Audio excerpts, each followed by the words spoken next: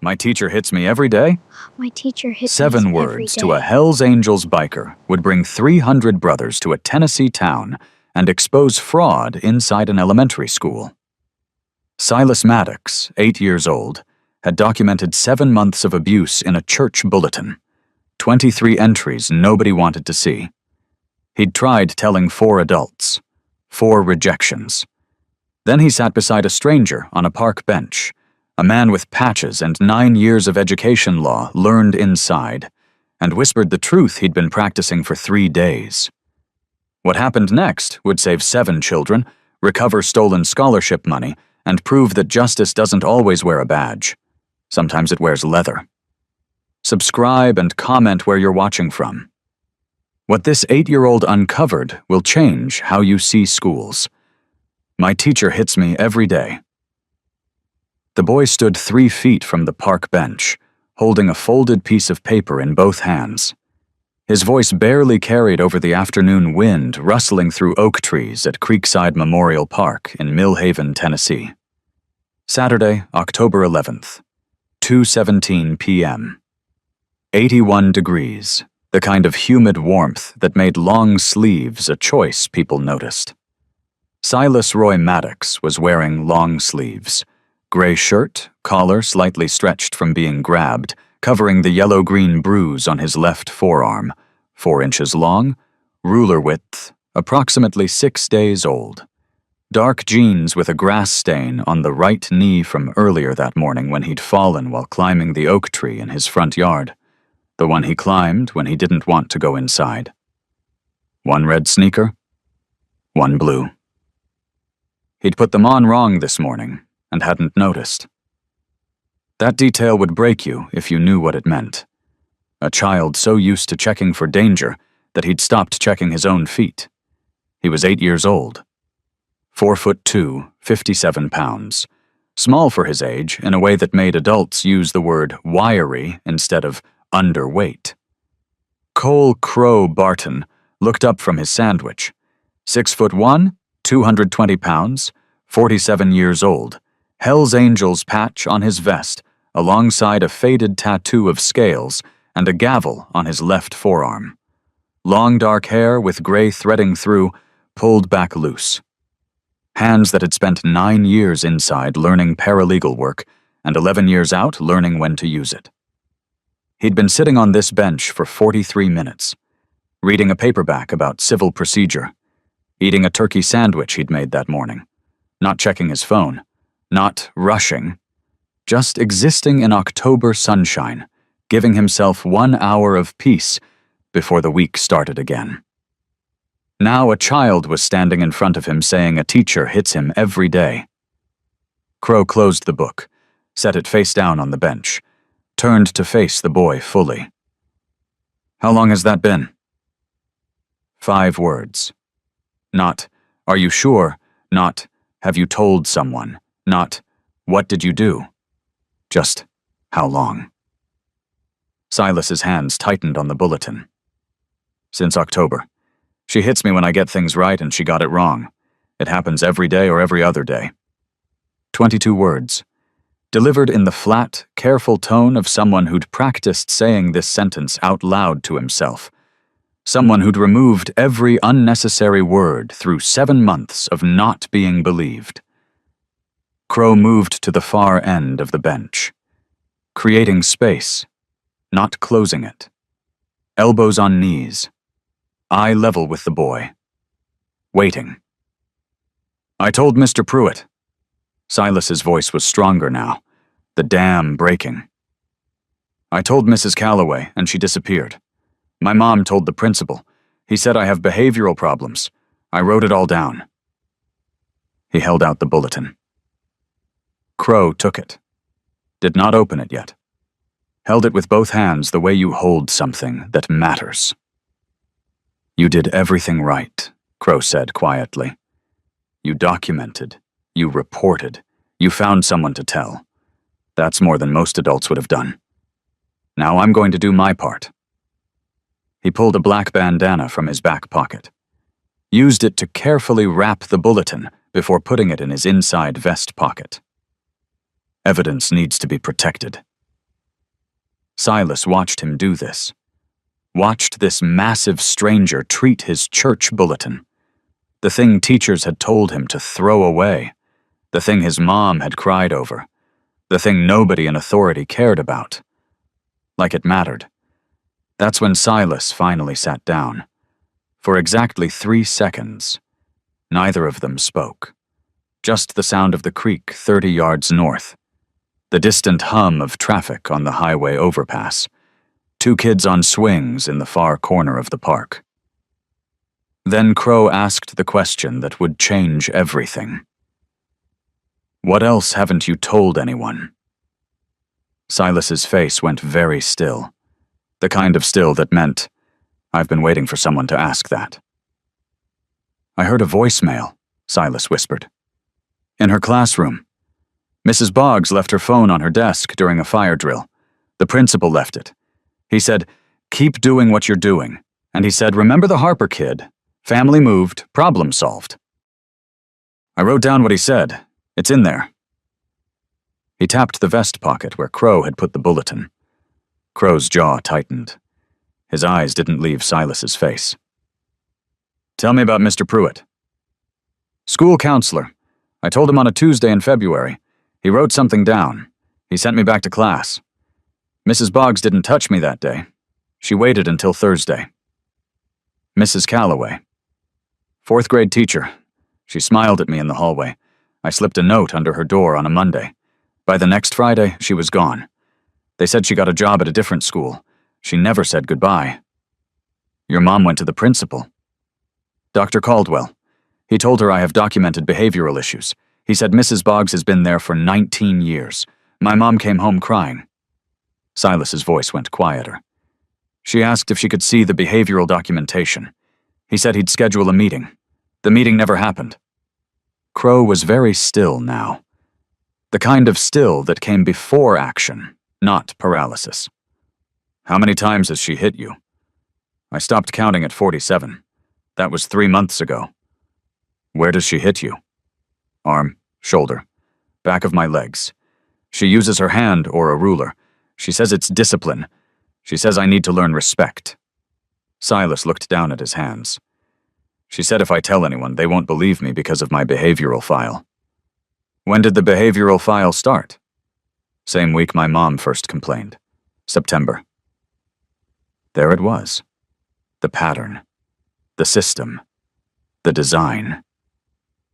Crow pulled out his phone, looked at Silas. "I'm going to make a phone call.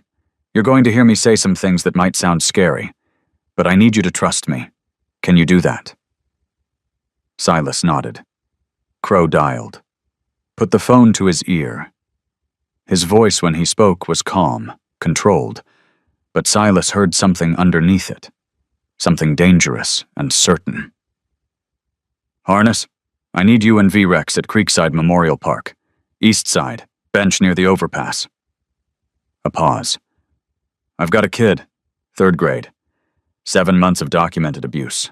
School's covering it up. Principal's involved. We're looking at institutional failure and probable fraud." Another pause. "Yeah, bring Tallow too. He knows school board procedure. We're gonna need it." Crow ended the call, looked at Silas. "Here's what's going to happen. Some friends of mine are coming.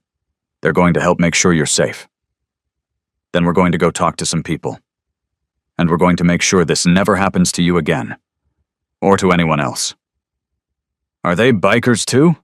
Silas's voice was small. "They are. And I know what you might be thinking. Scary guys on motorcycles. But here's the thing about my brothers. We take care of people the system forgets. We protect kids who need protecting. And right now, that's you." Silas was quiet for a moment. Then, "The Harper kid in the voicemail. Who is that?" "That's what we're going to find out." The first motorcycle arrived 11 minutes later. Harness. 53 years old, retired paralegal, the man who'd taught Crow how to read education code when they were both inside. Gray beard, reading glasses hanging from a chain, patches that said, "Road Captain," and bore the scars of someone who'd been riding for 30 years. He parked the Harley 20 feet from the bench, dismounted, approached slowly, deliberately non-threatening. "This is Silas," Crow said. "Silas, this is Harness. He's going to help us understand what we're dealing with legally." Harness crouched down, eye level with the boy. "Silas, I need to ask you some questions. They might be hard to answer, but everything you tell me helps us build a case, a real case, the kind that makes sure adults face consequences. Is that okay?" Silas looked at Crow. Crow nodded. "Okay," Silas whispered. "When did the abuse start? Exact date, if you remember." "October 3rd, week 2 of 3rd grade. What happened that day?" "Mrs. Boggs wrote 7 times 8 equals 54 on the board. I raised my hand and said, 'That's 56. She sent me to the hall. When the other kids went to lunch, she called me back in." "What did she do?" Silas's hands twisted in his lap. "She grabbed my arm. Right here." He pointed to his left forearm. "She said I embarrassed her in front of the class. She said I needed to learn when to keep my mouth shut. She squeezed really hard. It left marks." "Did you tell anyone?" "I told my mom that night. She said she'd call the school. The next day, Mrs. Boggs was extra nice to me. She smiled a lot. She didn't touch me for 3 more days." "And after 3 days?" "She hit me again. With a ruler this time, on my shoulder. She said I wasn't paying attention." Harness's expression never changed, but Silas saw his hands tighten briefly before relaxing. A second motorcycle pulled up. Then a third. Then a fourth. V-Rex, 60 years old, club president, gray beard to his chest, eyes that had seen everything and chose gentleness anyway. Tallow, 46, ex-school board member from a different county, the kind of institutional knowledge that made bureaucrats nervous. Buckshot, 49, former county assessor's records clerk, could find a shell company in 40 minutes flat. They gathered around the bench, forming a protective semicircle that put Silas at the center without crowding him. Each man introduced himself. Each man made eye contact. Each man treated this 8-year-old like his testimony mattered. "Tell us about the rejections," Tallow said gently. "Who did you try to tell?" Silas took a breath. This was the part that hurt. Not the hitting, but the not being believed. "Mr. Pruitt first, the school counselor. I practiced what to say for 4 days. I said it perfectly. He listened. He wrote something down. He said, 'We take all concerns seriously.' He sent me back to class. He called the principal before I got to the hallway. I heard him." "How do you know he called the principal?" "His door was open a crack. I heard him say, 'Dr. Caldwell, we need to talk about Silas Maddox.' I stood there and listened. He said, 'The boy claims Mrs. Boggs is hitting him,' and Dr. Caldwell said, 'I'll handle it.' That was it." V-Rex's jaw tightened. "Second rejection?" "Mrs. Calloway. I wrote her a note. I drew a picture of Mrs. Boggs's hand hitting my arm. I wrote the dates, 4 of them. I slipped it under her door on a Monday after school. She never said anything to me. By the following Friday, there was a substitute in her room. By the Friday after that, a new teacher had her classroom. I asked where Mrs. Calloway went. The new teacher said she got a great opportunity at another school." "You think she was transferred for trying to help you?" "I know she was. Because after she left, Dr. Caldwell started watching me. In the hallway, at lunch, like he was making sure I didn't try to tell anyone else." Buckshot pulled out a phone, started typing. "Mrs. Calloway. First name?"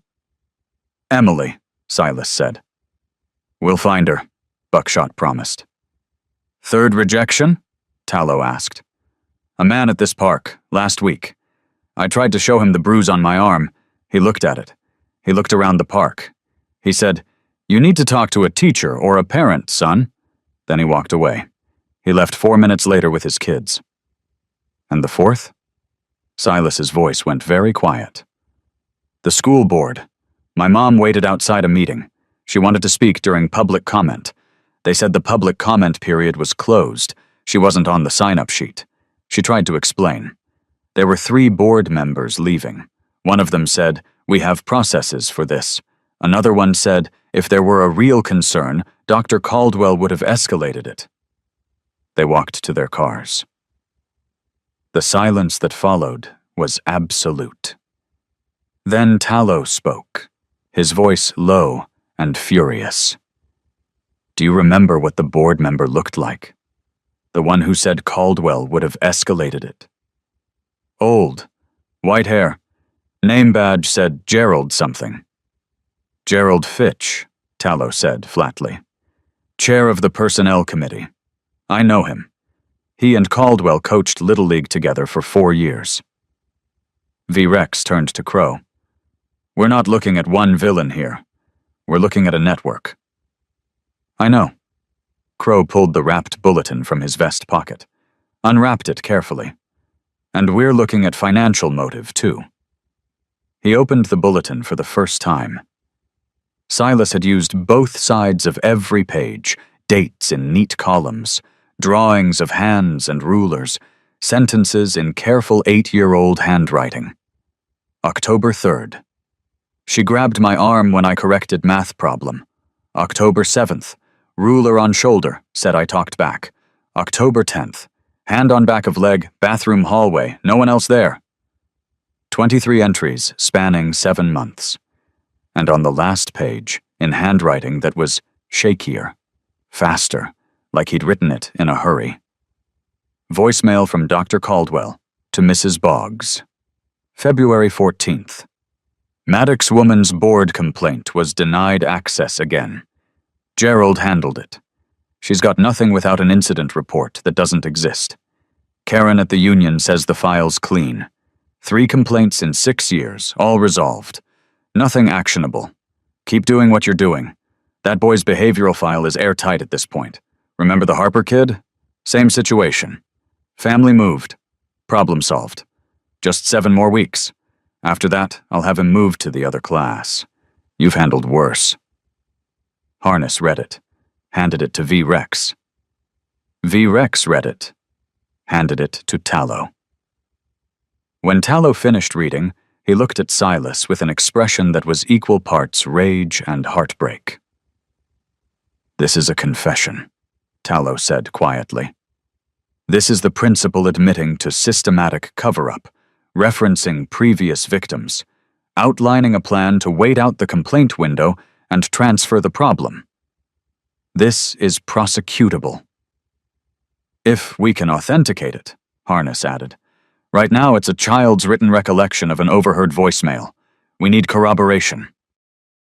The Harper kid, Buckshot said, still typing on his phone. Give me 10 minutes. He walked away from the group, phone to his ear. Crow looked at Silas. I need you to tell me about the 7 weeks. Why 7 weeks? That's what Dr. Caldwell said in the voicemail. Just 7 more weeks. Mrs. Boggs has to wait 7 more weeks. Then he'll move me to another class. When did you hear this voicemail? February 14th. Harness pulled out a pocket calendar, started counting. February 14th plus 7 weeks. That's April 3rd, end of the school year review cycle. Principals can request class changes for the next year during that window, without parental consent if there's documented behavioral issues. And Silas has documented behavioral issues, Crow said bitterly, created specifically to give Caldwell cover. V-Rex was staring into the middle distance, the way he did when pieces were connecting. Caldwell's not just protecting Boggs, he's protecting something bigger. You don't create this elaborate a cover-up system for one teacher's disciplinary problem. You create it when there's money involved. Tallow nodded slowly. School board member actively blocking complaints. Union rep marking complaints resolved without investigation. Principal creating fake behavioral documentation. This is coordinated institutional protection, which means someone's getting paid, Crow finished. Buckshot returned, his face grim. Found him. Dustin Harper, age 7, in 2021, same year Silas mentioned in the voicemail. Family to move to Clarksville in June 2022. Mother Jennifer Harper filed a formal complaint with the school district against Anita Boggs in March 2022. Complaint was for physical abuse of a minor. Complaint was investigated by, guess who? Dr. Caldwell, 3 voices said simultaneously. Complaint was marked unsubstantiated due to conflicting evidence and child behavioral history. Case closed.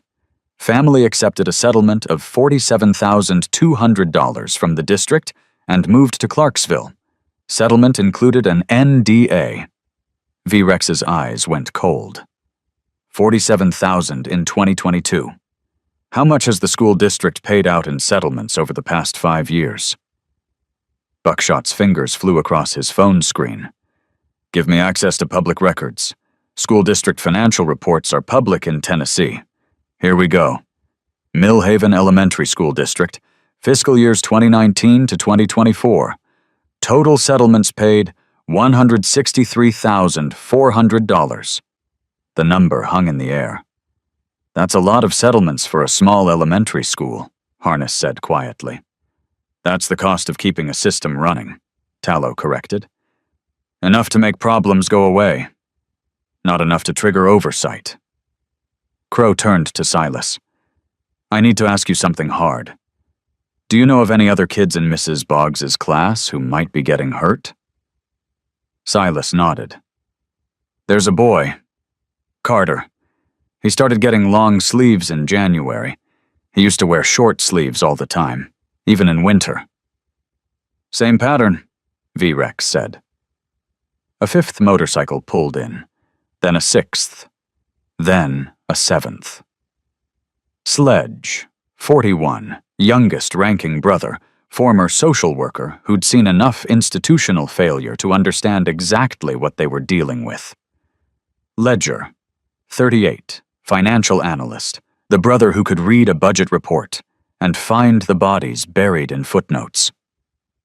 And Doc Patricia, 55, former ER nurse, sergeant at arms, the kind of woman who could document injuries with medical precision and testifies in court without flinching. The group was growing. The protection deepening. Doc Patricia approached Silas with the careful gentleness of someone who'd treated traumatized children before. Silas, honey, I'm a nurse. I need to look at your injuries and take photographs. They'll be time-stamped and geotagged. Legal evidence. Is that okay with you? Silas looked at Crow again. Crow nodded. My mom should probably be here, Silas said quietly. Where is your mom? Patricia asked. Work. Millhaven Wash and Fold. She works Saturday afternoons. What's her phone number? Silas recited it from memory. Patricia dialed, put the phone on speaker. Hello? A woman's voice, tired but hopeful the way single mothers answering unknown calls always sound, half expecting bad news, half hoping for good. Mrs. Maddox? My name is Patricia Wilson. I'm at Creekside Memorial Park with your son Silas. He's safe. He's with people who are going to help. But we need you here. What happened? Is he hurt? He told someone, Patricia said gently. He told someone who listened. And we're going to make sure the people who hurt him face consequences. Can you get here? 10 minutes. The line went dead. Donna Maddox arrived in 8. She pulled up in a 12-year-old Honda with a cracked windshield and a wash and fold uniform still on. 31 years old but looked older, the kind of tired that comes from working 3 jobs and fighting a system designed to exhaust you into silence. She saw Silas first, ran to him, dropped to her knees and wrapped him in her arms. Baby, are you okay? What happened? I told them, Mama. Silas's voice was muffled against her shoulder. I told them everything. They believe me. Donna looked up at the 7 bikers surrounding her son. Her eyes went wide, scared, protective. V-Rex stepped forward slowly, hands visible, non-threatening. Mrs. Maddox, my name is Victor Reynolds. Most people call me V-Rex. These are my brothers. We're Hell's Angels. And before you get scared, I need you to know, we're here to help your son. He came to one of ours.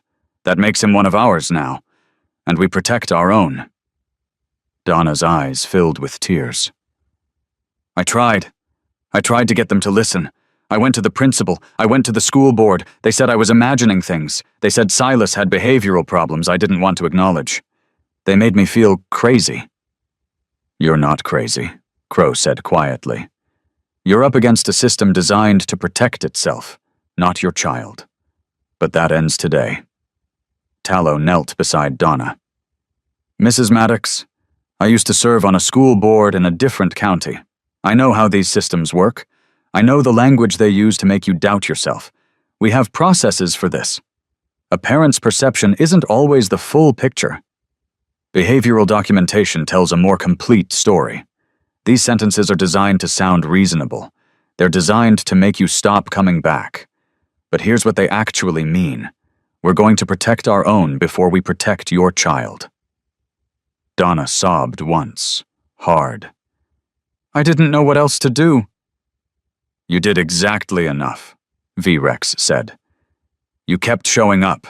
You kept fighting even when they told you to stop. That bought your son time. Now we're going to buy him justice. Doc Patricia crouched down. Mrs. Maddox, I'm a nurse. I need your permission to photograph Silas's injuries and document them for legal evidence. Will you give me that permission? Donna looked at her son. At the bikers. At the church bulletin, now lying open on the bench, 23 entries visible in afternoon sunlight. Yes, she whispered. Yes, whatever it takes. The documentation took 47 minutes. Doc Patricia photographed every injury with medical precision. Yellow-green bruise on left forearm, 4 inches by 1 inch, consistent with ruler strike, approximately 6 days old. 2 faint finger-width marks on right shoulder, greenish-purple, consistent with gripping and jerking, approximately 10 days old. Small scab at right temple hairline marked, walked into a door in school incident report, dated September 19th. Donna stood beside Silas the entire time, holding his right hand while Patricia worked. She didn't cry again. Just watched each photograph being taken with an expression that said, finally, someone is seeing what I've been screaming about for 7 months. When Patricia finished, she looked at V-Rex. 17 separate injury sites. Pattern consistent with repeated physical assault over extended time frame. These photographs are admissible in court. Good. V-Rex pulled out his phone. Now we make this official. He dialed. Put it on speaker. Brother, it's V-Rex. We've got a situation in Millhaven. Child abuse, institutional cover-up, probable fraud. I need full chapter mobilization. Millhaven Elementary School, 214 Holloway Drive. School board meeting room, City Hall, 204. We're going to need a presence at both locations. The voice on the other end. How many brothers? All of them. Every patch. Every prospect. This is priority 1. Give me 90 minutes. You've got 60. V-Rex ended the call, looked at Crow. You said 19 days left on the civil rights filing window. That true? Day 161 of 180, Crow confirmed. Complaint has to be filed with the State Education Board within 180 days of first incident. Clock started October 3rd. We're at March 30th now. April 18th is the deadline. Then we file tomorrow, V-Rex said. But first, we gather everything we need to make it airtight. Tallow stepped forward. I know school board procedure in Tennessee. Emergency session can be called with 72 hours notice if 3 board members sign the request. But there's a workaround, public safety concern. If we can demonstrate immediate risk to children, The board president can convene emergency session within 24 hours. How do we demonstrate immediate risk? We show them the Harper kid wasn't an isolated incident. We show them there's a current student showing the same pattern as Silas. We show them Caldwell's documented in a voicemail admitting to systematic cover-up. That's immediate risk. Buckshot looked up from his phone. I've got 3 more settlements paid out by Millhaven Elementary School District between 2019 and 2024. Different families, all moved out of district post-settlement. Total paid, $163,400 over 5 years. I'm cross-referencing with transfer records now. Ledger crouched beside him, looking at the screen. That's scholarship fund Dr. Caldwell manages, the Millhaven Elementary Student Excellence Scholarship Fund. I pulled the public financial reports. There's a line item, administrative processing fees paid to Whitmore Educational Consulting, LLC. You want to guess how much those fees total over the past 3 years? Tell me. $163,400. The park went silent. Same amount, Crow said flatly. Settlement payouts and consulting fees. Exact match. Who owns Whitmore Educational Consulting? V-Rex asked. Buckshot's fingers flew. Searching Tennessee Business Registry. Whitmore Educational Consulting, LLC. Registered 2021. Sole officer, Margaret Caldwell. Dr. Terrence Caldwell's wife. Jesus Christ, Harness breathed. He's been funneling scholarship money through his wife's company as fake consulting fees, using the same amounts the district pays out in settlements. Making it look like district expenses instead of personal theft, Ledger added. Scholarship fund shows payments going out. Consulting company receives them. Wife deposits to personal accounts.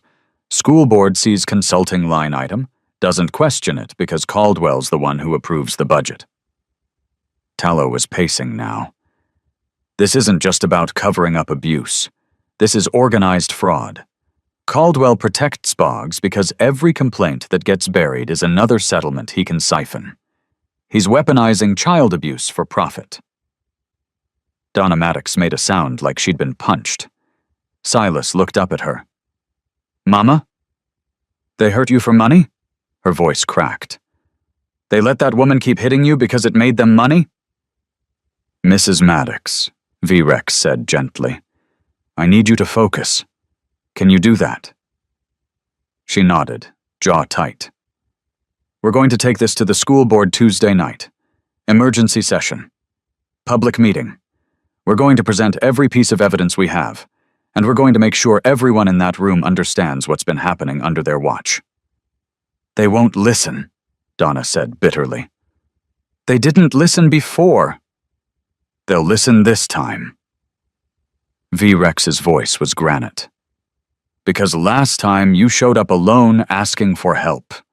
Tuesday night, you're showing up with 300 Hells Angels asking for accountability. There's a difference. The sound started at 4:47 p.m. Low rumble. Distant, like thunder on a clear day. Then closer. Louder. The kind of sound that makes windows vibrate. Motorcycles. Dozens of them. Silas watched from the park bench as they appeared. Formation riding, tight and disciplined, chrome catching late afternoon sun. They pulled into the parking lot in rows, engines dying one by one, until silence settled heavy and expectant. 87 brothers from Detroit chapter. 52 from Flint, 48 from Grand Rapids, 33 from Lansing, 40 from Toledo, 27 from Cleveland, 13 from Akron, 300 patches, 300 men who'd dropped everything. Family dinners, Saturday plans, rest they desperately needed, because one 8-year-old boy had documented 7 months of abuse, and nobody with power had cared. They didn't approach the bench immediately, just dismounted, stretched, waited for orders. Military precision without military rigidity.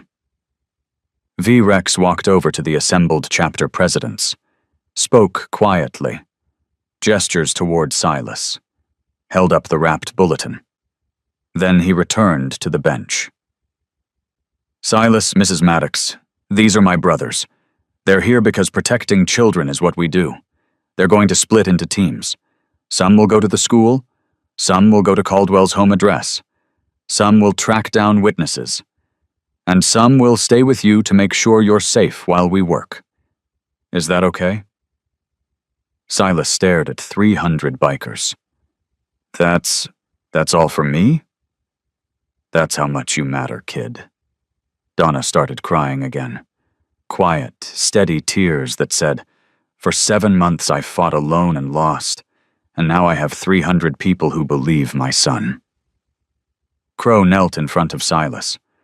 "I need to ask you something.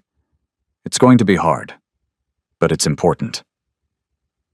"Okay, when Mrs. Boggs hits you, does she ever say anything? Specific words?" Silas's face went still. Then, "She says, 'This is for your own good.' And she says, 'Smart boys who can't control their mouths need to learn.' And once when I cried, she said, 'Your mother doesn't have time to raise you right, so I have to.'" Crow's hands clenched into fists. Relaxed. Clenched again. "Did anyone else ever hear her say these things?" "Carter, the other boy. He was in the hallway once when she said it to me. He looked scared. Then he looked down and walked away." "We'll find Carter," Crow promised. Sledge took 5 brothers to Millhaven Elementary School. Saturday afternoon, building mostly empty except for a custodian and weekend basketball practice in the gym.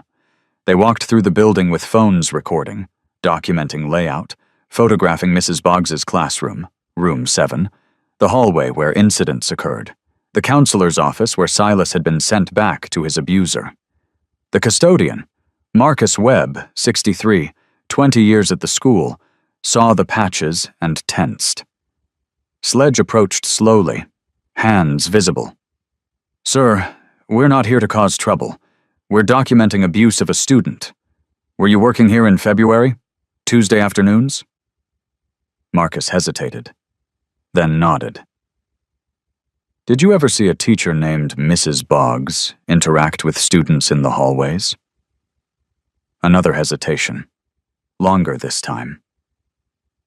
"I saw things," Marcus said finally. "Things that didn't sit right, but I'm 63 years old. I got 4 years until retirement. I can't afford to lose this job." "What did you see?" "Her grabbing a boy's arm, hard, fingers digging in. Happened twice. Once in October, once in January. Different boys both times. I should have said something. I didn't. I'm not proud of that." Sledge pulled out his phone. "Would you be willing to give a statement? On record?" "They'll fire me." "They'll fire you if this keeps happening and it comes out you knew and said nothing. Better to speak up now and be protected as a witness than stay silent and be implicated as an enabler." Marcus was quiet for a long moment. Then, "What do you need me to say?" Buckshot and Ledger went to the county assessor's office, open Saturday mornings for property research. They pulled records on Dr. Terrence Caldwell. Primary residence, 847 Maple Street, Millhaven, purchased 2008, assessed value $247,000. Secondary property, Lake House, Norris Lake, purchased 2022, down payment $79,400 cash, no mortgage. Assessor notes indicated property purchased through LLC. Property tax records for Whitmore Educational Consulting. LLC, commercial office space, monthly rent $1,200. Tenant records showed 0 employees, 0 business activity beyond bank deposits. Ledger photographed everything. Time-stamped. Geotagged. "This is textbook fraud," he said quietly. "Shell company receiving public funds, 0 legitimate services rendered, direct deposits to personal accounts. State auditor's going to have a field day. Harness and Tallow went to Millhaven City Hall, pulled meeting minutes from school board sessions over the past year. January meeting, Donna Maddox's name appeared in Denied Public Comment Requests section.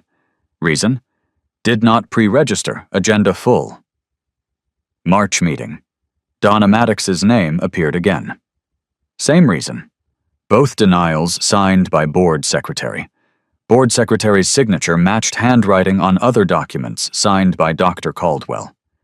He's signing her denials himself, Tallow said, using the secretary's stamp, making it look like administrative procedure when it's deliberate suppression. They photographed the minutes. Every page. Every signature. Doc Patricia and 3 brothers went to 331 Ridgecroft Drive, the Maddox home. Donna had given permission to document living conditions, refute any claims of home environment issues Caldwell might raise. 2-bedroom rental. Clean, small, utilities current, refrigerator stocked with basics. Silas's room, twin bed, homework on a small desk, church bulletins stacked neatly in a drawer. Not just the one he'd brought to the park, but 7 others, all filled with the same careful documentation. Patricia photographed the drawer, counted the bulletins. 8 total. 184 documented incidents across 7 months. On Silas's wall, a drawing he'd made in crayon, a stick figure labeled Me, holding hands with a larger stick figure labeled Mama. Above them, We Are Brave. Patricia took a photograph of that, too. At 6:23 p.m., the teams reconvened at the park. The assembled evidence now included physical evidence, 184 documented incidents across 8 church bulletins, Silas's complete record, 17 photographed injuries with medical documentation, Doc Patricia, financial records showing $163,400 in fraudulent consulting fees, buckshot/ledger, property records showing cash purchase of lake house matching stolen amounts, buckshot/ledger. School board meeting minutes showing systematic denial of Donna's complaints, Harness/Tallow. Witness testimony. Marcus Webb, custodian.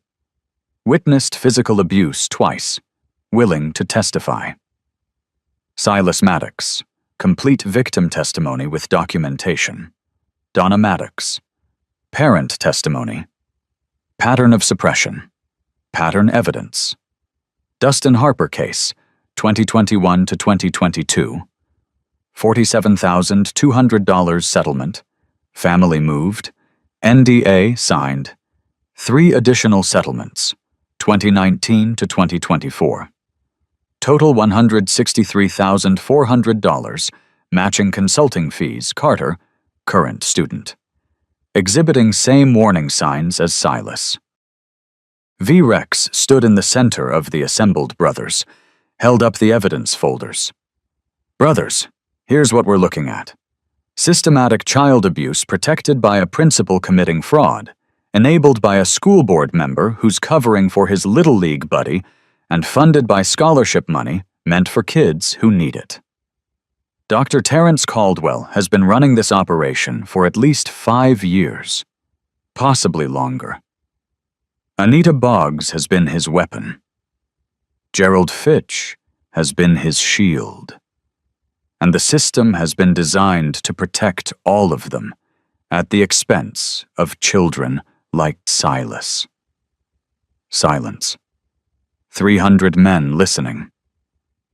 Tuesday night, there's a school board meeting. Regular session.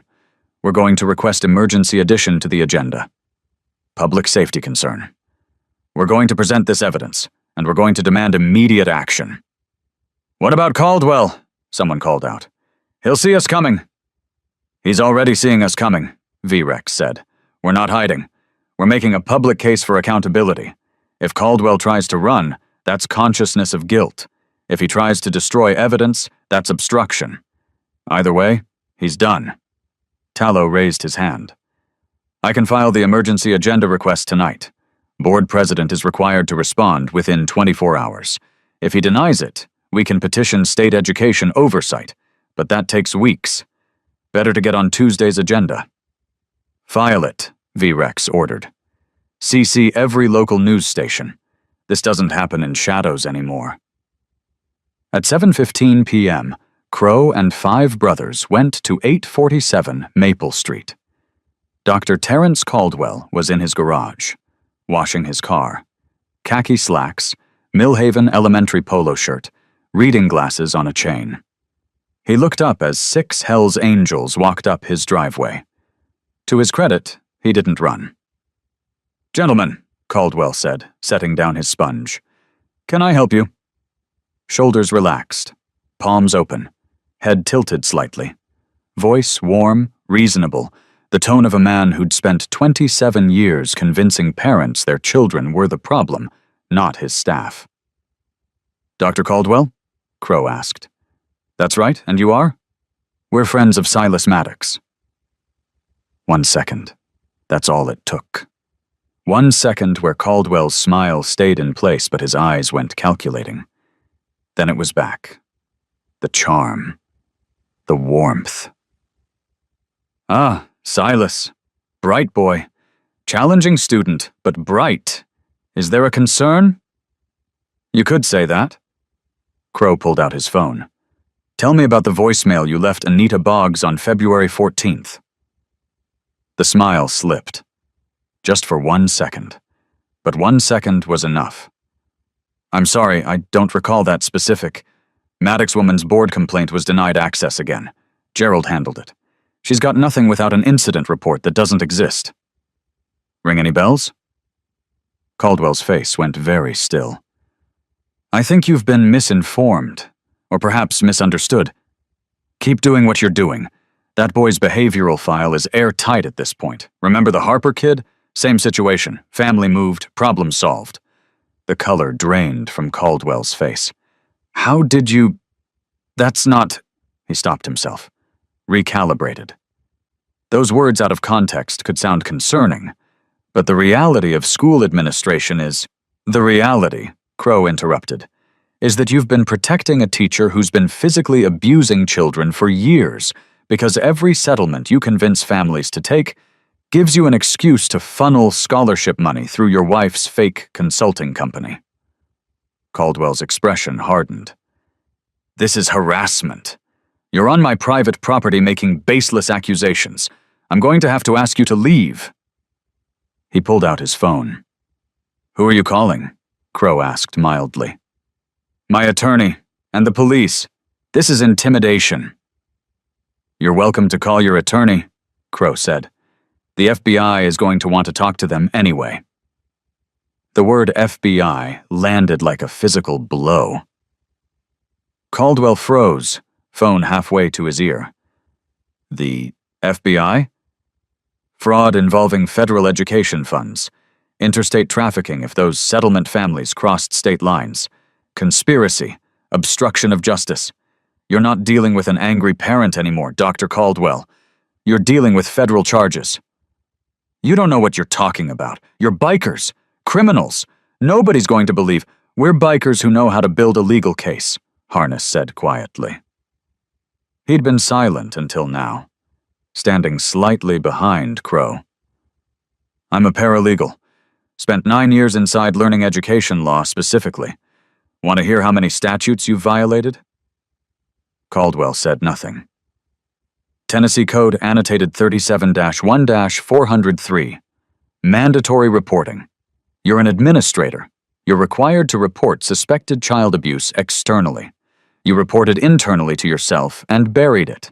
That's a Class E felony. Tennessee Code Annotated 49-6-1003. Misappropriation of education funds. That's 5 to 15 years. Federal Statute 18 U.S.C. 666. Theft concerning programs receiving federal funds.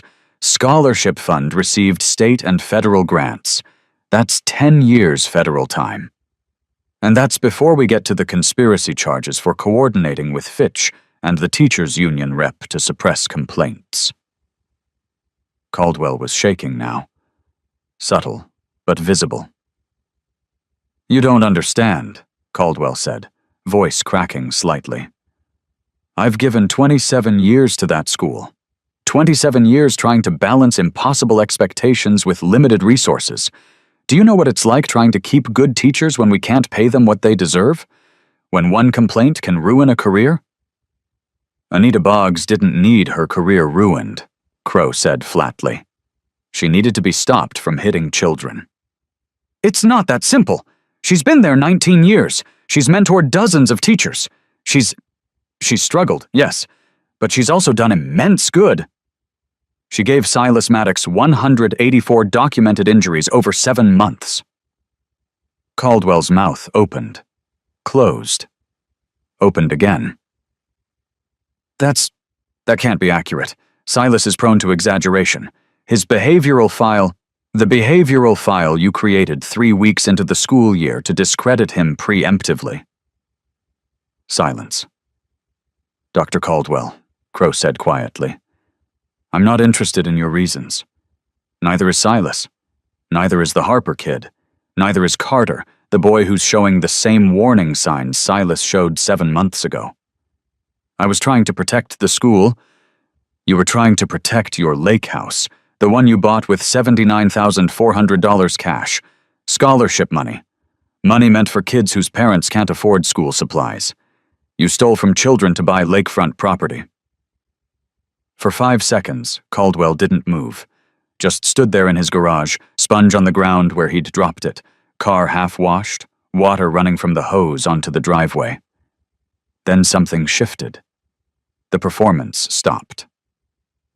The mask came off. I was careful, Caldwell said quietly. Not defiant, not angry, just hollow.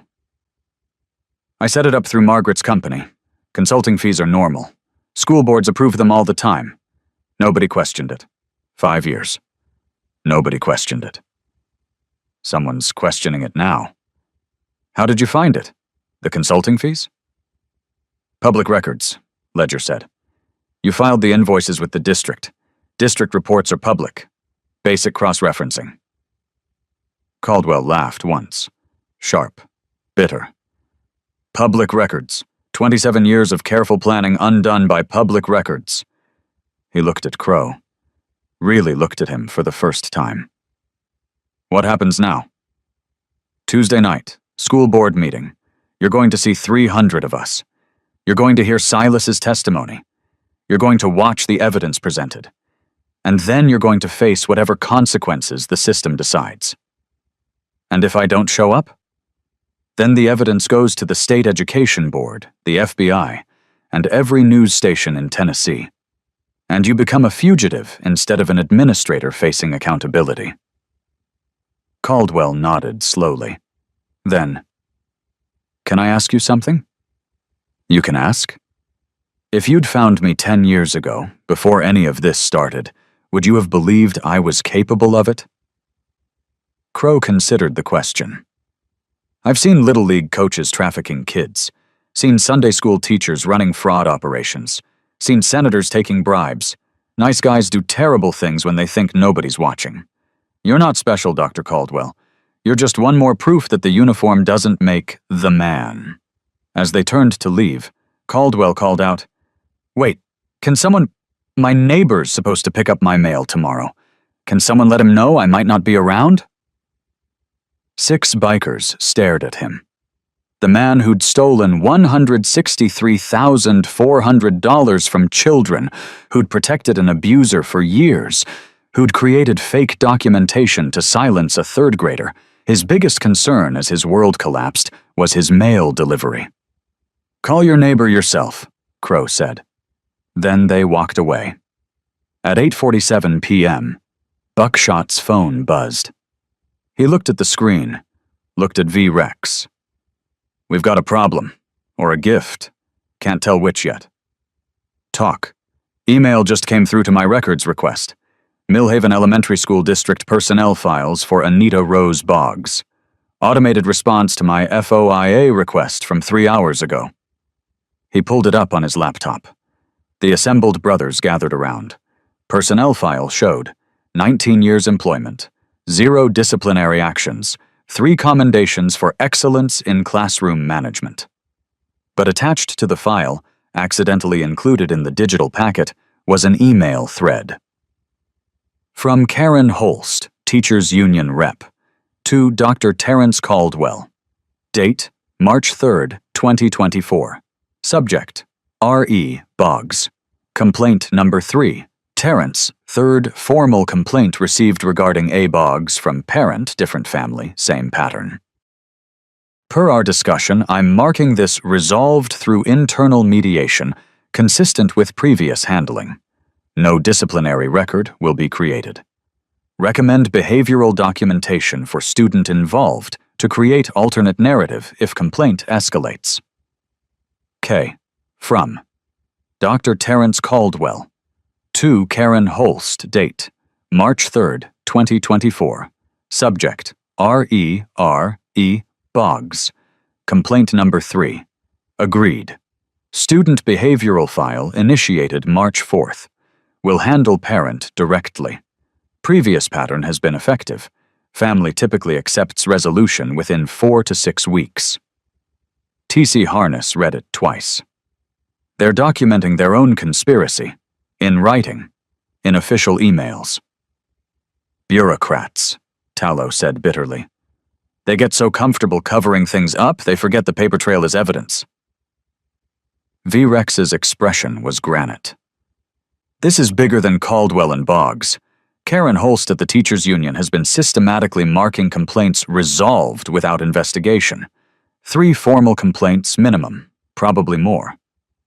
We need to find those other families, Sledge said. The clubhouse at 9:30 p.m. was organized chaos. Brothers divided into teams: research, outreach, legal, documentation. Smoke, the tech-savvy brother, set up 3 laptops on the main table. Pulled up school enrollment records, cross-referenced with transfer data, settlement payments, and real estate records showing families who'd moved out of district. I've got a pattern, Smoke said, narrating in real time as brothers gathered around. Every settlement payment from Millhaven Elementary District corresponds with a family transfer out of district within 6 months. 3 families besides Harper. He pulled up the first record. Ellis family, son Marcus, 2nd grade, transferred December 2019. Settlement, $28,600 paid May 2019. Father filed complaint with Teachers Union regarding physical discipline by Mrs. Boggs. Complaint marked, resolved through mediation by Karen Holst. 2nd record. Sullivan family, daughter Lily, 3rd grade, transferred August 2021. Settlement, $41,200 paid March 2021. Mother filed complaint with school board regarding inappropriate physical contact. Complaint forwarded to Dr. Caldwell for investigation. Caldwell marked, unsubstantiated. 3rd record. Rodriguez family, son Diego, 3rd grade, transferred June 2023. Settlement, $46,400 paid February 2023. Parents filed formal grievance with union and school board, both marked, resolved internally. 3 families, 3 complaints, 3 settlements, Ledger said quietly. Plus Harper makes 4, plus the current family Caldwell mentioned in the email, complaint number 3 from March 2024. That's 5 confirmed victims minimum. Total settlements paid, $163,400, Buckshot added. Total consulting fees paid to Whitmore, LLC, $163,400. Perfect match. Harness was making notes on a legal pad. This establishes pattern, not isolated incidents, systematic abuse protected by institutional fraud. That changes the federal charges from theft to racketeering. Racketeering? Someone asked. RICO statute, Racketeer Influenced and Corrupt Organizations Act. If we can prove Caldwell, Boggs, Holst, and Fitch operated as an organization to commit fraud through a pattern of abuse and cover-up, that's RICO. 20 years federal time minimum. The room went silent. Then V. Rex spoke. We need to contact those families, get their testimony, build the complete picture. Harper family is local. Clarksville is 90 minutes, Buckshot said. I can reach out tonight. Do it, but be gentle. They signed an NDA. Asking them to break it is asking them to risk legal action. They won't face legal action, Harness said. NDA signed under fraudulent circumstances is void. Caldwell can't enforce an agreement he made in bad faith to conceal ongoing criminal activity. Tell them that, V. Rex ordered. Make sure they understand they're protected. At 10:53 p.m., Buckshot's phone rang. He answered. Listened. His expression shifted from neutral to shocked. Say that again? Slowly. More listening. He started writing. When he ended the call, he looked shaken. That was Patricia Harper. Dustin Harper's grandmother. Lives in Clarksville still. I asked if she'd be willing to testify about what happened to Dustin. And she said yes. But she said there's something we need to know. Something the family didn't tell anyone because they were scared. V. Rex waited. Dustin wasn't the Harpers' first child at Mill Haven Elementary. They had a daughter, Emma, 5 years older than Dustin. She was in Mrs. Boggs's class in 2018. The room held its breath. Emma had the same bruises, the same pattern. Parents complained to Dr. Caldwell. Caldwell said Emma had behavioral issues, created documentation, same playbook. Parents pulled Emma from the school, enrolled her in private school, paid out of pocket. Couldn't afford it, but did it anyway. Then Dustin came along, Harness said quietly. Then Dustin came along. By the time Dustin was in 3rd grade, 2021, they thought Mrs. Boggs had been dealt with, thought the complaints had worked. Then Dustin came home with bruises, same teacher, 6 years later. Jesus, someone breathed. Parents went to Caldwell again. This time he offered the settlement immediately, $47,200, enough to cover 3 years private school tuition for both kids. They took it, signed the NDA, moved to Clarksville to put distance between their children and that school. Buckshot looked at his notes. Patricia said the guilt has been eating the family alive. They took the money to protect their kids, but it meant other kids weren't protected. She said if testifying now can stop it, she'll do it. Her daughter Jennifer, Dustin, and Emma's mother will do it too. V. Rex was quiet for a long moment. 6 years. Boggs has been doing this for at least 6 years. Probably longer. And Caldwell's been profiting from it the entire time, Ledger added. First settlement we can confirm is Ellis Family 2019. But if the Harpers dealt with this in 2018 and didn't get a settlement then, that means Caldwell perfected the system between 2018 and 2019. How many children? Sledge asked. Total. If this has been 6+ years, how many kids went through Boggs's classroom and got hurt? Smoke pulled up enrollment records. Mrs. Boggs teaches 1 3rd grade class per year. Average class size 22 students, 6 years. That's 132 students total through her classroom. Not all of them got abused, Doc Patricia said. Pattern suggests she targets specific types. Kids who correct her. Kids who ask too many questions. Kids with single parents or low-income families who won't push back. Conservative estimate, Smoke said.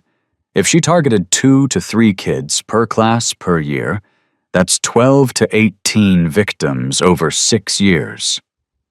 12 to 18 children, V. Rex said slowly. Minimum, and we have confirmed evidence for 5. We find the other 7 to 13, Crow said. We build the complete case. We show this isn't a few bad incidents. It's systematic, predatory behavior enabled by institutional corruption. At 11:47 p.m., 4 brothers knocked on the door of a modest home in Millhaven's North Side. Karen Holst answered. 51 years old, teachers' union representative for 14 years, wearing a bathrobe and holding a glass of wine. She saw the patches and tried to close the door. Harness put his hand against it, not forcing, just preventing. Ms. Holst, we're not here to hurt you. We're here to give you one chance to do the right thing. I don't know what you're talking about. March 3rd, 2024. Email to Dr. Caldwell. 3rd formal complaint received regarding ABOGs. Marking resolved through internal mediation consistent with previous handling. Karen went pale. That was privileged communication. That was documentary evidence of conspiracy to suppress mandatory reporting of child abuse, Harness said quietly. And before you say another word, you should know, we have copies of the emails. We have settlement records. We have witness testimony from 5 families. We have financial records showing Caldwell's fraud. And we have an 8-year-old's complete documentation of 184 incidents of abuse that you marked resolved without investigation. Karen's hand shook. Wine sloshed in the glass. I want a lawyer. You can have a lawyer. You can have a dozen lawyers. But here's what's going to happen. Tuesday night, this goes public. School board meeting. Federal investigators have already been contacted. You're going to be named as a conspirator in a RICO case involving child abuse and fraud. I didn't abuse anyone. You enabled it. You created the system that protected the abuser. 3 formal complaints in writing. You marked all 3 resolved without interviewing a single child, without contacting Child Protective Services, without following mandatory reporting law. Karen's eyes filled with tears. I was following union protocol. Teachers have rights. Due process. I couldn't just— Children have rights too, Crow said, stepping forward. They have the right not to be hit by adults who are supposed to teach them. They have the right to report abuse without being documented as behavioral problems. They have the right to expect that when their parents file formal complaints, someone actually investigates. Caldwell said he was handling it. Caldwell was committing fraud. You were providing cover. And you knew. The emails prove you knew. Karen sat down heavily on her entryway bench, set the wine glass on a side table, put her face in her hands. I knew something was wrong. I knew. But Terrence kept saying he had it under control. He kept saying the families were satisfied with the resolution. He kept lying, Harness finished. And you kept accepting those lies because it was easier than doing your job. Silence. Then, what do you want from me? Truth. Complete truth. How many complaints did you suppress? How long has this been happening? Who else knew? Karen looked up, mascara streaked. You're offering me what, exactly? If I talk? We're offering you the chance to be a witness instead of a defendant. The FBI is going to come for you either way. Question is whether you're helping them build the case, or whether you're part of what they're prosecuting. Karen was quiet for a long moment. Then, there were 7 complaints over 6 years. All about Mrs. Boggs. Physical discipline complaints specifically. I marked all 7 resolved through internal mediation. I didn't interview any of the children. I didn't contact CPS. I just filed the paperwork and moved on. Why? Because Terrence told me he'd handle it. Because the union policy says teachers get due process. Because challenging it would have meant questioning a principal with 27 years of service and a teacher with 19.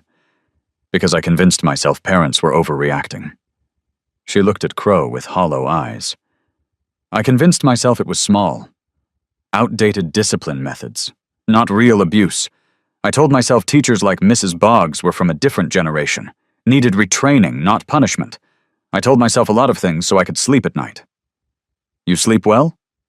Not in 3 years. Crow pulled out his phone. I'm going to record your statement. Full detail. Names, dates, complaints. Then you're going to put it in writing and sign it. Then Tuesday night, you're going to sit in that school board meeting and watch us present evidence that includes your testimony. They'll destroy me. The union, the district, my career.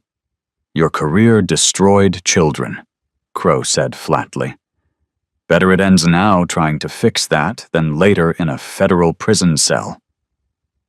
Karen nodded slowly. Then she started talking. Agent Sarah Clark arrived at the clubhouse at 1:23 a.m. Sunday morning. Federal Bureau of Investigation, Crimes Against Children Division, 23 years with the Bureau. She walked into a room full of Hell's Angels with the calm confidence of someone who'd seen worse and survived. V. Rex stood, extended his hand. Agent Clark. Mr. Reynolds, you said on the phone you had something relevant to an open federal investigation. We do. How long has your office known about Dr. Terrence Caldwell? Clark's expression didn't change, but Crow saw her shoulders tighten slightly. What makes you think we have an open investigation? Because fraud involving federal education funds is your jurisdiction, because the pattern here is too clean to be isolated, and because when I called your office 6 hours ago and mentioned scholarship fund misappropriation at a Tennessee elementary school, you showed up at 1 in the morning. Clark smiled thinly. Fair. We've been looking at discrepancies in education funding across 3 Tennessee counties for 8 months. Millhaven Elementary showed up on our radar 4 months ago. Consulting fees to shell companies, settlement patterns, unexplained budget line items. But we didn't have victim testimony. We didn't have the connection to ongoing abuse. We didn't have the human element that makes federal prosecutors care. You have it now.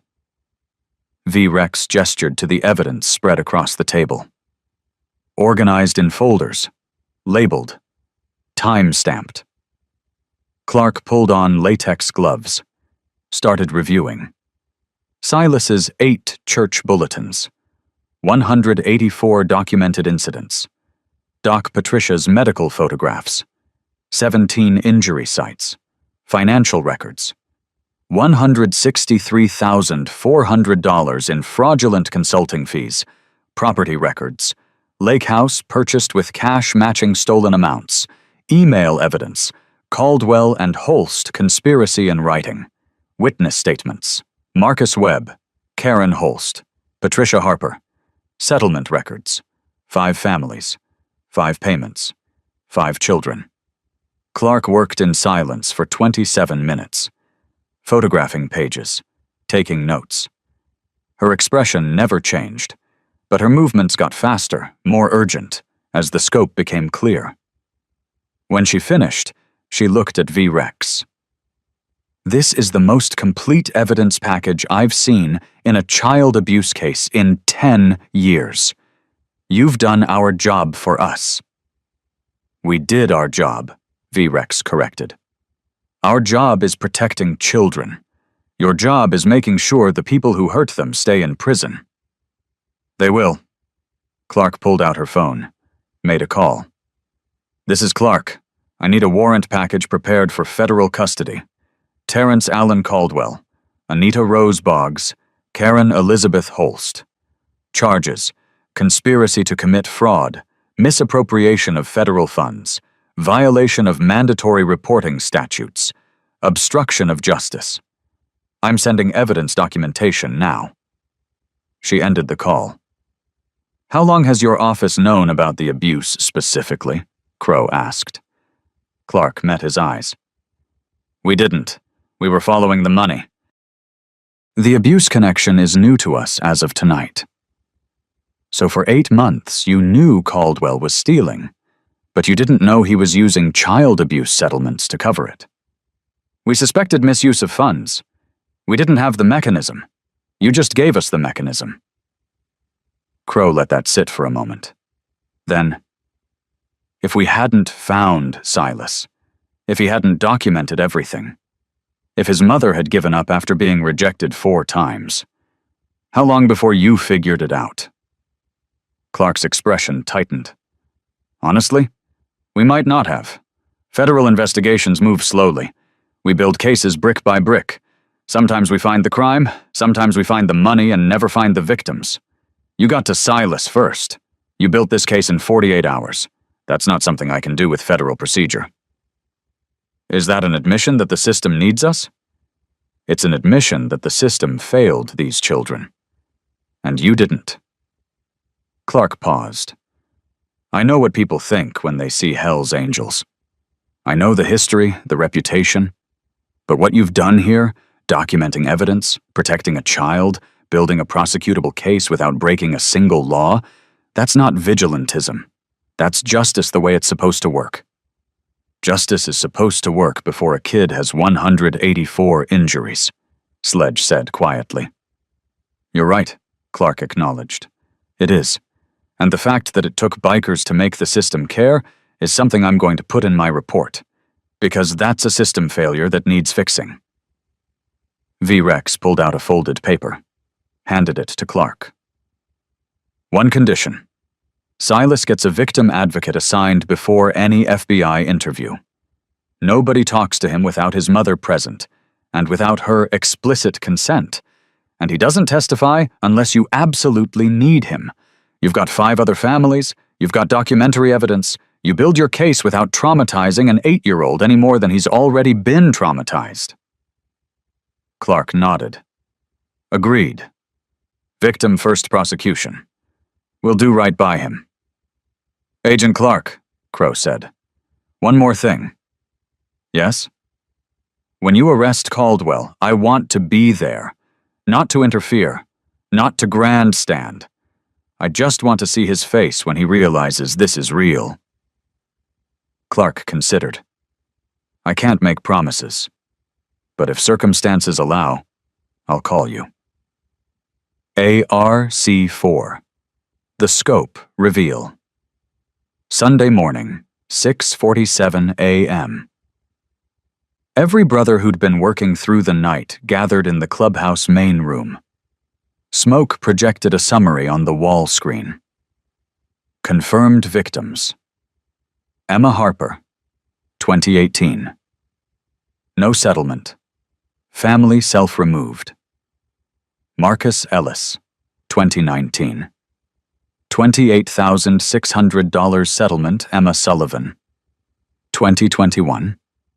$41,200 settlement. Dustin Harper, 2021 to 2022. $47,200 settlement. Diego Rodriguez, 2023. $46,400 settlement. Silas Maddox, 2024 to present. Ongoing Carter, last name unknown, 2024 to present. Suspected ongoing. Total confirmed financial fraud.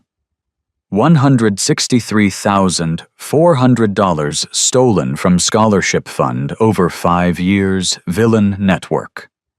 Dr. Terrence Caldwell. Principal, fraud coordinator, mandatory reporting violator. Anita Rose. Boggs. Teacher, primary abuser, 6+ years of pattern. Karen Holst. Union rep, complaint suppressor. 7 documented cover-ups. Gerald Fitch, school board member, complaint blocker, conflict of interest. Timeline, 2018. First documented victim, Emma Harper. 2019. Settlement system begins, Ellis family. 2021. Shell company created, Whitmore, LLC. 2024. Pattern continues, Silas Maddox, Carter. Federal charges, being filed. Wire fraud, 18 U.S.C. 1343. Theft concerning programs receiving federal funds. 18 U.S.C. 666. Conspiracy to commit fraud. 18 U.S.C. 371. Obstruction of justice. 18 U.S.C. 1503. Violation of mandatory reporting. TN Code 37-1-403. RICO violations. 18 U.S.C. 1961. Pending prosecutor approval. Projected sentencing. Caldwell. 15 to 25 years. Federal plus state charges. Boggs. 8 to 15 years. Abuse charges, conspiracy. Holst. 5 to 10 years. Conspiracy, obstruction. Fitch. 3 to 7 years. Obstruction, conflict of interest. The numbers sat on the screen in silence. Then V-Rex spoke. 7 children, minimum, over 6 years. And for 6 years, a system designed to catch exactly this kind of evil looked the other way. He turned to face the assembled brothers. Tuesday night, that changes. School board meeting, 7 p.m. Millhaven City Hall room, 204. We're going to fill every seat. We're going to stand in every hallway, and we're going to make sure everyone in that room understands what happens when you hurt children. All in favor of full chapter presence at the meeting? Tallow called out. 300 hands went up. Not a single hesitation. Unanimous, V-Rex said. Justice had been served. But justice wasn't the ending. It was only the beginning. The arrests happened Sunday afternoon. Agent Clark called Crow at 2:17 p.m. We're moving now. Caldwell's home. You said you wanted to see his face. Crow was there in 9 minutes. Federal agents in raid jackets surrounded 847 Maple Street. 2 marked FBI vehicles, 1 unmarked sedan, local police providing perimeter support. Dr. Terrence Caldwell stood on his front lawn in khaki slacks and a Millhaven Elementary polo shirt, hands cuffed behind his back, face blank, watching agents carry boxes of documents out of his home office. He saw Crow. Their eyes met. Caldwell's expression didn't change, just empty, like something fundamental had shut down. Dr. Terrence Allen Caldwell, Agent Clark said, reading from a prepared statement. You're under federal arrest for wire fraud, theft concerning programs receiving federal funds, conspiracy to commit fraud, and obstruction of justice. Additional state charges, including violation of mandatory reporting statutes, will be filed separately. She read him his rights. He didn't respond, didn't resist. Just stood there while they walked him to the unmarked sedan. As they loaded him into the back seat, Caldwell looked at Crow one more time. I really was trying to help the school, he said quietly. You were helping yourself, Crow replied. The difference matters. Anita Rose Boggs was arrested at 3:41 p.m. at her home on Ridgecroft Lane.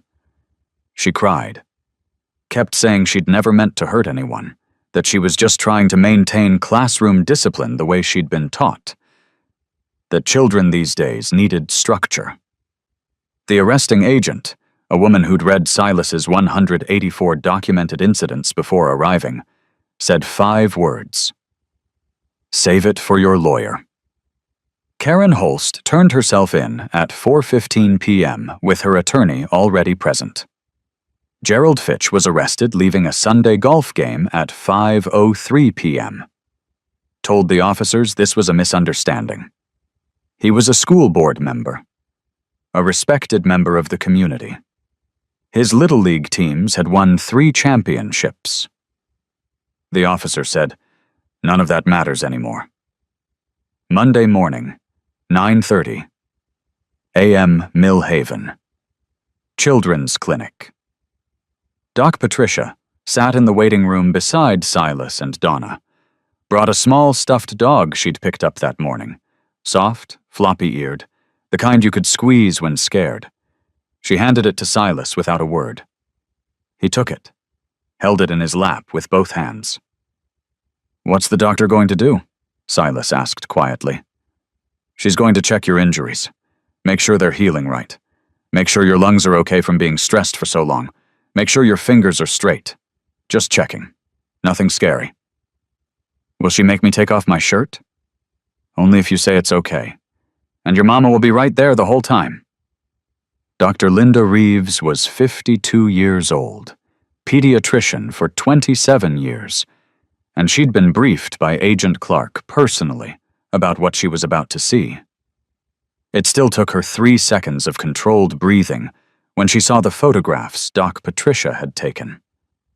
Then she smiled at Silas with the kind of professional warmth that made children feel safe. "Hi, Silas. I'm Dr. Reeves. I heard you've been very brave. I'm going to make sure you're healing up right, okay? You can keep holding your dog the whole time." The exam took 37 minutes. Dr. Reeves worked slowly, explained each step, asked permission before touching. Let Silas keep his shirt on as long as possible, then gave him a hospital gown with robots on it when he finally agreed. When she finished, she pulled Donna aside. Not far, Silas could still see them through the exam room door. "He's malnourished. Not severe, but noticeable. He's lost approximately 9 pounds since this started. His lung capacity is reduced, consistent with chronic stress and shallow breathing patterns children develop when they're afraid. The bruises are healing normally. The rope burns on his wrists from whatever restraint was used in that voicemail scenario. Those will scar. The finger alignment from defensive blocking. He's been raising his left arm to protect himself so often that the muscle memory is established. That'll take physical therapy to correct." Donna's hands shook. "Will he be okay?" "Physically? Yes, with proper nutrition, rest, and therapy. Emotionally?" Dr. Reeves paused. "That's going to take longer. He's going to need trauma counseling, child psychologists specializing in abuse cases. He's going to have nightmares. He's going to flinch at sudden movements. He's going to need you to be patient while he learns to trust adults again." "I can do that. I know you can." Dr. Reeves handed her a folder. "These are referrals. Therapist, nutritionist, physical therapist. The Hells Angels chapter contacted me this morning. They're covering all costs not covered by Medicaid. You just need to make the appointments." Donna stared at the folder. "They're paying for his therapy?" "All of it. They said it's what brothers do." Monday evening, 6:47 p.m. The clubhouse. V-Rex had cleared the main room, set up one table in the center, put out plates, silverware, napkins, wrench cooked, spaghetti with meat sauce, garlic bread, salad. Simple, familiar. And survivors have a choice. We can let what happened define us, or we can define what happens next. You chose to document. You chose to speak. You chose to trust me with your evidence. Those were brave choices, adult choices. And because of those choices, 6 other families are going to get justice too. "The Harper kid?" Silas asked quietly. "The Harper kid, the Ellis kid, the Sullivan kid, the Rodriguez kid, and 2 others we're still finding. 7 children total. You saved them all by being brave enough to write things down." Silas was quiet for a moment. Then, "Will I see you again?" "Whenever you need me. You've got my number. Your mom's got my number. We're not going anywhere." Crow stood, extended his hand. Silas shook it. Small hand in large hand. Firm grip. "Thank you for believing me," Silas whispered. "Thank you for giving me something to believe in." 3 weeks later. Crow didn't plan to go back to the apartment, but he was driving past Oakmont Drive on a Thursday evening saw Silas and Donna sitting on the front steps of their building, and something made him pull over. Silas was doing homework. Math worksheet spread on the steps beside him. Donna was reading a book. Library book, worn cover, something about applying for scholarships. They looked up when he approached. "Crow!" Silas smiled. Genuine. Bright. "Hey, kid. How's the new school?" "Good, really good. My teacher's name is Mr. Patterson. He's nice. He doesn't yell. And when I corrected him on a math problem yesterday, he said, 'You're absolutely right. Thank you for catching that.'" Silas said it like it was magic. That's how it's supposed to work.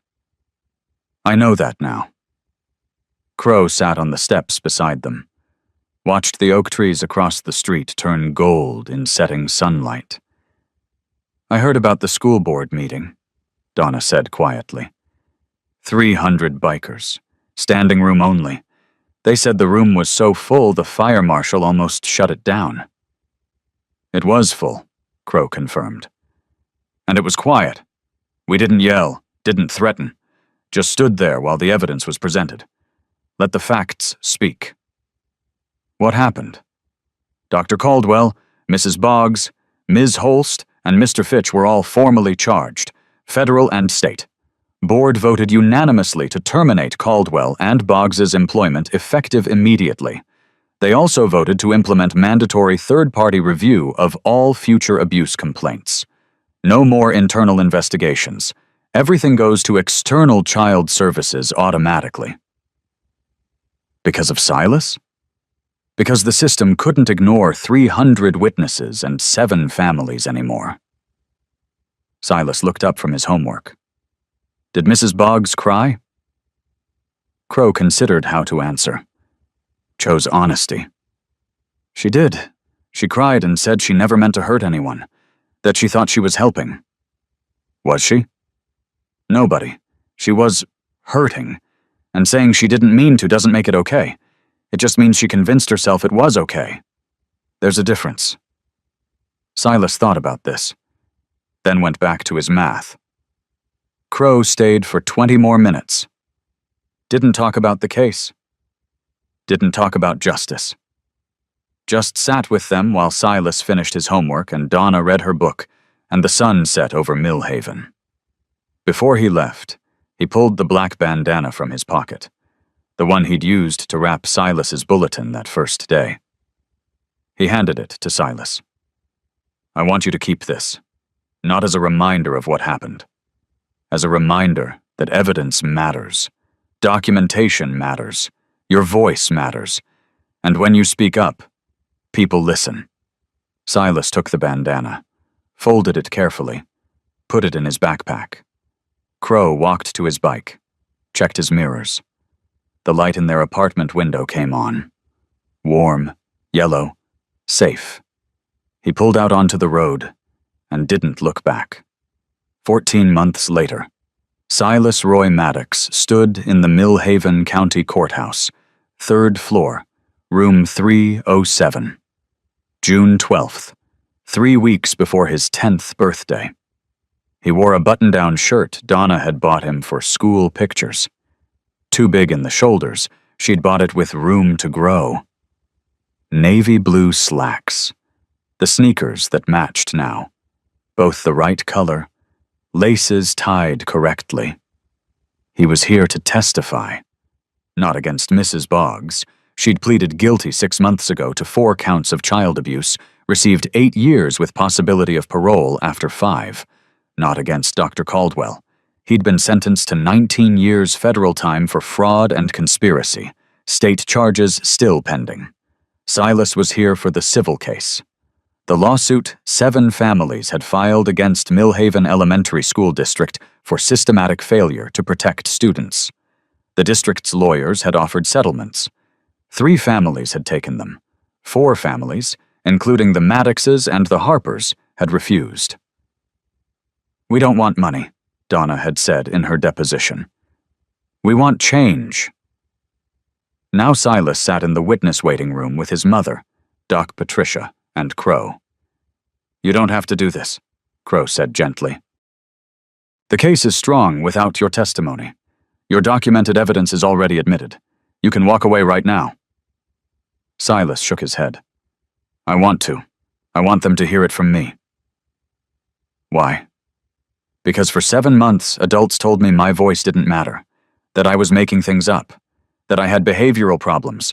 I want to use my voice now, while people are listening. The bailiff called his name. Silas stood. Donna stood with him. I'll be right there, Donna promised. Front row, the whole time. Silas nodded. Then he walked into the courtroom. 300 people in the gallery. News cameras in the back. Judge Patricia Morrison presiding. 61 years old, 33 years on the bench, known for asking hard questions. Silas took the stand. The court reporter swore him in. The district's lawyer, a man in an expensive suit who looked tired, approached. Silas, can you tell the court what happened on October 3rd, 2024? Silas took a breath. The same breath he'd taken at the park bench 14 months ago. Mrs. Boggs wrote 7 times 8 equals 54 on the board. I raised my hand and said that's 56. She sent me to the hall. When the other kids went to lunch, she grabbed my arm hard and told me I needed to learn when to keep my mouth shut. His voice was steady, clear. And did you report this to anyone? I told my mom that night. She called the school. Nothing happened. Mrs. Boggs was nice to me for 3 days. Then she hit me again. How many times did this happen over the course of the school year? 184 times. I documented all of them. The courtroom went silent. The lawyer showed him the church bulletins, all 8 of them, preserved in evidence bags. Are these your documentation? Yes, sir. Why did you write in church bulletins? Because I was at church when I realized that if I wrote it down, it would be real. That someone might believe me if I had proof. So I started writing. Did you ever think about stopping? Every day. But I thought, if I stop writing, then when I finally find someone who'll listen, I won't have evidence. So I kept writing. The judge leaned forward.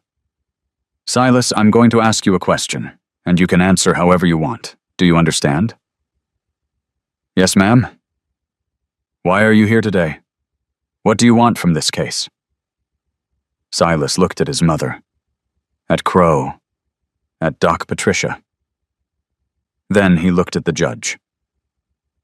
I want other kids to know their voice matters. I want schools to have rules that say they have to listen when kids report things. I want teachers who hurt students to lose their jobs before they hurt more kids.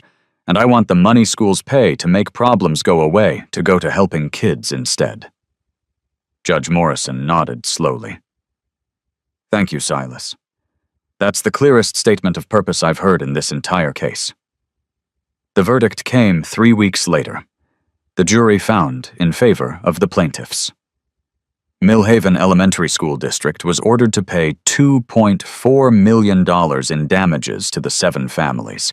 But more importantly, they were ordered to implement 17 specific policy changes.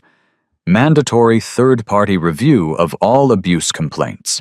Prohibition on principals investigating their own staff. Mandatory body cameras in all classrooms. Anonymous reporting system for students. Quarterly child safety audits. Elimination of behavioral documentation created reactively after complaints. Mandatory victim advocate. Assignment for all reporting families. Public transparency of settlement payments. Elimination of ND, as in abuse cases. Whistleblower protection for teachers who report colleagues. Annual training on recognizing abuse patterns. Student Bill of Rights posted in every classroom. Parent access to all documentation about their children. Restriction on closed-door meetings between staff and students. Mandatory rotation of problem reports to prevent single-point failure. Financial oversight. Preventing personal gain from institutional positions. Creation of student safety. Ombudsman position. The changes were named Silas's protections in court documents. Donna cried when she heard. Silas didn't. He just nodded. "Good," he said. "That's good." 16 years later, Dr. Silas Maddox, not yet technically a doctor, but Columbia's education policy PhD program, was using his research on institutional abuse reporting systems to redesign how schools handle complaints, stood in the lobby of the National Education Association Conference Center in Washington, D.C., 24 years old. Guest speaker at the annual Child Safety in Schools Symposium. His presentation was titled, "From Victim Documentation to Policy Implementation: How One Third Grader Changed Tennessee Education Law." But right now, he wasn't thinking about his presentation. He was watching a girl. 16. Standing near the registration desk, holding a folder, looking lost. He recognized the look, that specific combination of hope and exhaustion. The face of someone who's been failed enough times to stop expecting help, but hasn't given up yet. She was wearing long sleeves, late July in D.C., 92 degrees outside. Silas crossed the lobby. "Hey," he said gently. "I'm Silas. You look like you might need help with something." The girl startled, pulled the folder against her chest defensively. "I'm fine. Just looking for the student panel. I thought maybe they'd listen. About my school. About my teacher. But this is probably stupid. These are all important people. They don't want to hear from a kid with evidence," Silas finished. "Can I see what you've got?" She hesitated, then handed him the folder. Inside, printouts of text messages, screenshots of emails, photographs of bruises, a composition notebook filled with dates, incidents, names, 73 entries over 4 months. Silas's chest tightened. "What's your name?" "Maya. Maya Rodriguez." "Maya, I need you to listen to me. This," he held up the folder, "is evidence. Real, documented, prosecutable evidence. This matters, and the people in this building need to see it. My parents tried. The principal said I have behavioral problems. The school board said they have processes. Everyone says I'm making it up." "I know," Silas said quietly. "I know because I had 184 incidents documented in 8 church bulletins before anyone believed me. I know because my mom went to the school board 4 times and got rejected every time. I know because I was you." Maya's eyes went wide. "You're the Silas? From the Tennessee case?" "I'm that Silas, and I'm going to introduce you to people who will listen. But first, I need to know, are you safe right now? Today?" "I'm with my aunt. She drove me here. My parents don't know. They think I'm at her house." "Good. Keep it that way until we have a plan." Silas pulled out his phone. "I'm calling someone. Her name is Agent Clark. She works for the FBI. She specializes in exactly this. She helped me. She's going to help you." He dialed from memory. "Sarah, it's Silas. I've got a situation. 16-year-old, 73 documented incidents, school suppression, exact same pattern we saw in Millhaven. She's here at the NEA conference. Can you conference in local field office?" He listened, nodded. "Thank you. We'll be in conference room B, 20 minutes. He ended the call, looked at Maya. "Here's what's going to happen. You're going to meet with the FBI. They're going to document everything. Then you're going to meet with my friend Crow. He's here for the symposium. He's the biker who helped me. He knows education law better than most lawyers, and then, if you're willing, you're going to tell your story during my presentation. Because when people hear it from you, from a kid who's living it right now, they can't ignore it. I'm scared." "I know. I was scared too. I'm still scared sometimes. But you did the hardest part already. You documented. You found proof. You came here looking for help. That's courage, Maya. Now let me help you carry it." Maya's eyes filled with tears. "Why are you helping me? You don't even know me." "Because 6 years ago, someone believed me when nobody else would. And he taught me that the only way to honor that is to believe others when they need it." Silas paused. "And because survivors have a responsibility to other survivors. We protect each other." Crow sat in the back of the conference hall during Silas's presentation. Watched this 24-year-old doctoral student command a room of 300 education policy experts with the same quiet authority he'd shown at 8 years old on a park bench. Watched him present Maya Rodriguez to the audience and let her tell her story in her own words. Watched the room go silent when Maya held up her composition notebook and said, "I thought documentation would save me. It didn't. But it did save the next kid. Because Dr. Maddox taught me that evidence doesn't always save you. Sometimes it saves the person who comes after you." After the presentation, after the standing ovation, after Maya had been escorted to meet with federal investigators, Silas found Crow in the lobby. "Thank you for coming," Silas said. "Wouldn't miss it. You've come a long way from church bulletins." "I still keep them, all 8 of them, in a safety deposit box. Agent Clark offered to return them after the case closed, but I told her to keep them in federal evidence storage. Felt safer there." "Why?" "Because they're not just my story anymore. They're evidence that the system can change, that kids can make adults listen. I want them preserved, for when the next Maya needs to know it's possible." Crow smiled. "You're doing good work, kid." "I learned from the best." Silas paused. "Can I ask you something? Always? Do you ever think about all the kids we didn't save? The ones before me, before we caught the pattern?" Crow was quiet for a moment. "Every day. But I also think about the ones we did save. The 7 from your case. The 12 from the policy changes. The 23 that Maya's case is going to save. We can't undo the past. We can only build a better future. Is that enough? It has to be. Because the alternative is giving up, and giving up means more kids suffer." Silas nodded. "I met with the Harper family last month. Dustin's in high school now, Eagle Scout, wants to study social work.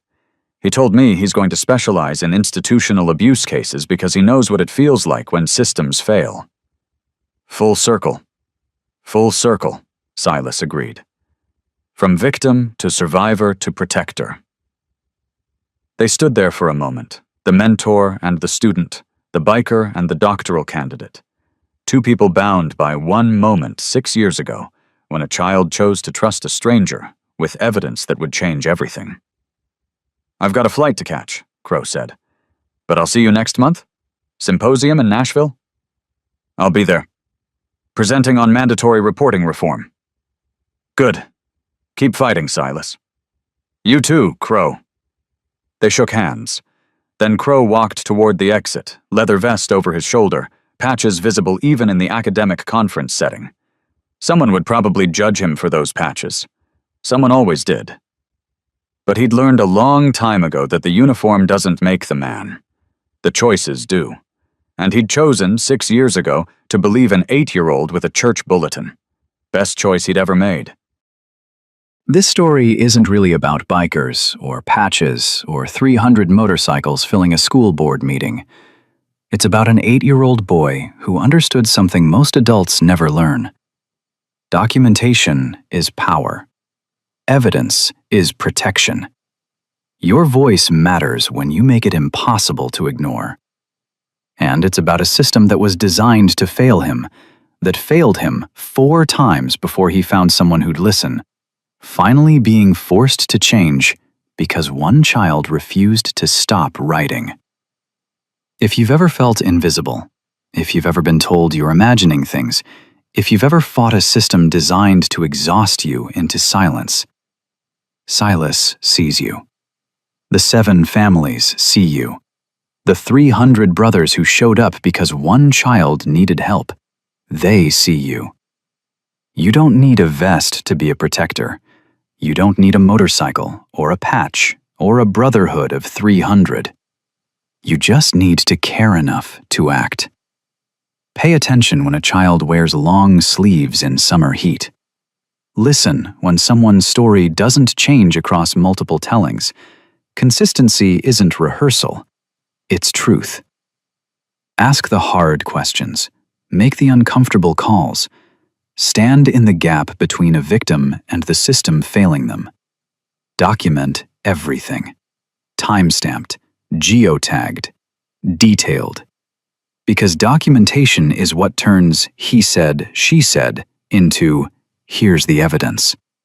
The church bulletin Silas used, the one he filled with 184 incidents, that bulletin is now preserved in federal evidence storage. Not as his story, as proof that children can change the world when adults give them the tools and believe them when they speak. If this story reminded you that real protectors still exist, subscribe to Gentle Bikers and share this with someone who needs to hear it. Drop a comment telling us what's one small action you can take this week to protect a child in your community. Not a grand gesture, something small. Checking in with a neighbor kid, asking a student how they're really doing, reporting a concern you've been too scared to report. Let us know you stand with Silas, with Maya, with every child who's ever had to document their own abuse because the adults failed to do it first. Because this world needs more people who write things down. More people who believe children. More people who understand that sometimes justice doesn't come from the people wearing badges. It comes from the people brave enough to speak when everyone else tells them to be quiet. The church bulletin sat in a climate-controlled evidence vault in Nashville, Tennessee. Archival preservation. Federal Case File 2024-TN-7743. On the first page, in 8-year-old handwriting. October 3rd. She grabbed my arm when I corrected math problem. On the last page, written 14 months later by a different hand, an evidence technician's notation. Exhibit A, State versus Caldwell. Verdict: guilty on all counts. Between those two entries, 184 incidents. 7 months. One child's refusal to let his pain disappear into silence. The bulletin would stay there for 50 years minimum. Federal evidence retention policy. Long enough for the next generation of children to know your documentation matters. Your voice matters. And when you speak up, someone will listen. Somewhere in Tennessee, an 8-year-old sat on park bench steps doing homework, wearing short sleeves in October warmth, unafraid. That was the ending that mattered. Not the arrests, not the sentences, not the policy changes. The child. Safe. Learning. Believed. That was justice.